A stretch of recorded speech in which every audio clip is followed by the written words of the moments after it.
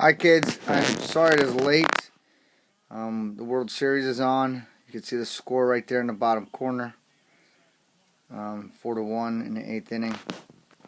The catcher just hit a double for the Kansas City Royals, and they are defeating the Mets. They're beating the Mets right now. So again, sorry it's late.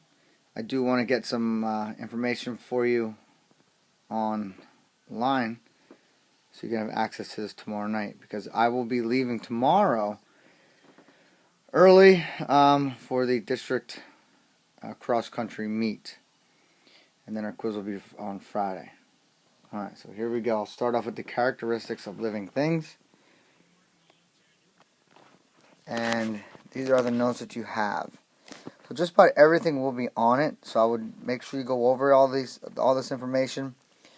Also make sure you look at the outlines that we did that went along with the textbook, and anything we watched and I talked about in class is fair game.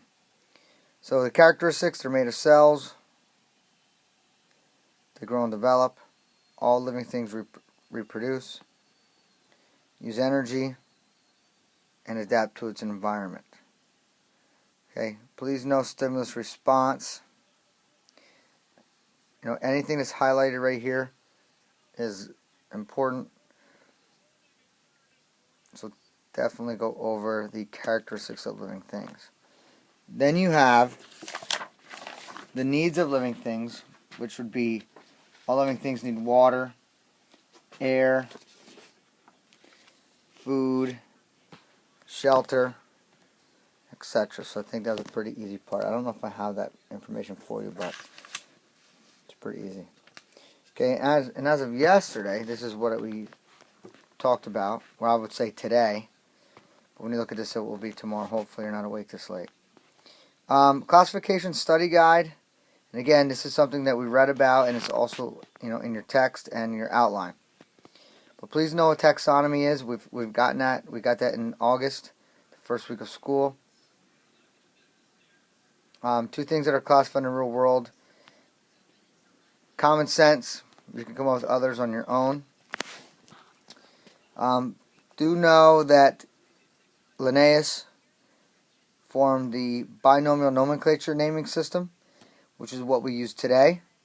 And understand also that Felis domesticus is how you scientifically name an organism. So genus and then species, and make sure the genus name is capitalized and the species name is lowercase.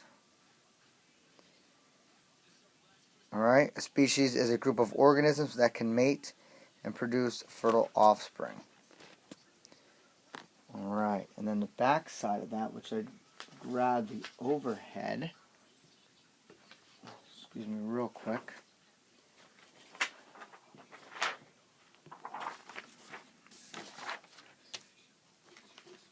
This might be the easiest thing for you to look at. Sorry about that. Okay, one thing that we didn't emphasize too much in class, but I'm going to try to do it tomorrow for some of the classes that I'll be with. The 3 domains are bacteria, archaea, and eukarya. Okay, eukarya means that you have a nucleus, cells have a nucleus, and archaea and bacteria do not. Alright. Now these are bigger than the kingdom of domains, so if I ask you for the 8 classification, okay, 8 levels. You start with domain, that's 1. Then it's kingdom, phylum, class, order, family, genus, species. And the acronym that I gave to you is the kings play cards on fat green stools. Alright. And we did have the branching diagram that you'll be able to read. Okay. Other than that should be all the information that you will need. The quiz is set up. Part multiple choice and parts short essay, and the middle part I think is fill in the blanks. So, a few of them that I'm going to talk to you about so you are more aware of it will be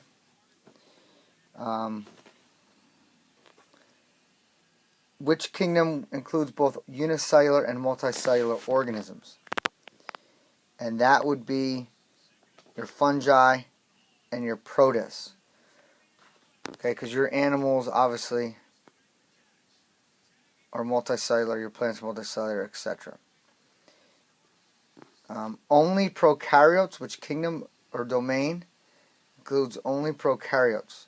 And that's going to be your bacteria and archaea. I mentioned that once before as well.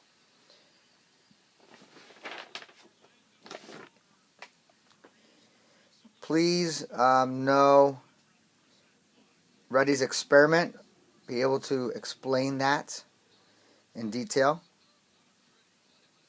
The more classification levels that two organisms share, the more characteristics they have in common.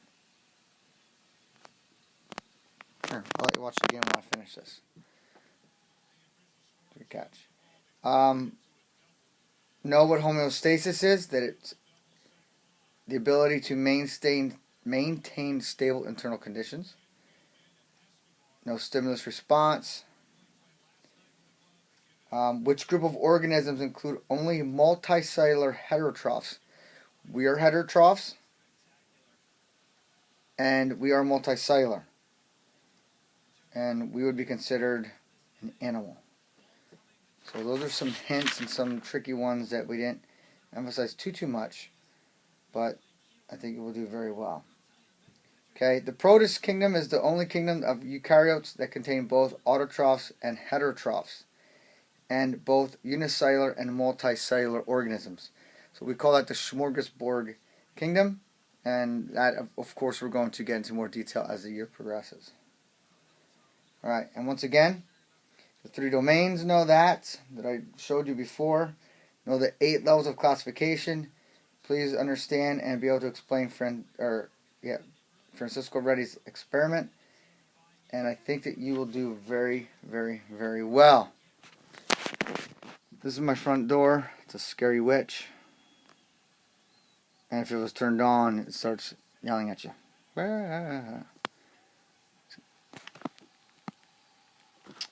Okay. And look like Escobar just hit a triple for the Kansas City Royals. And the score now is 7-1. Alright kids, hope you check it out. It will help you. And see everyone tomorrow.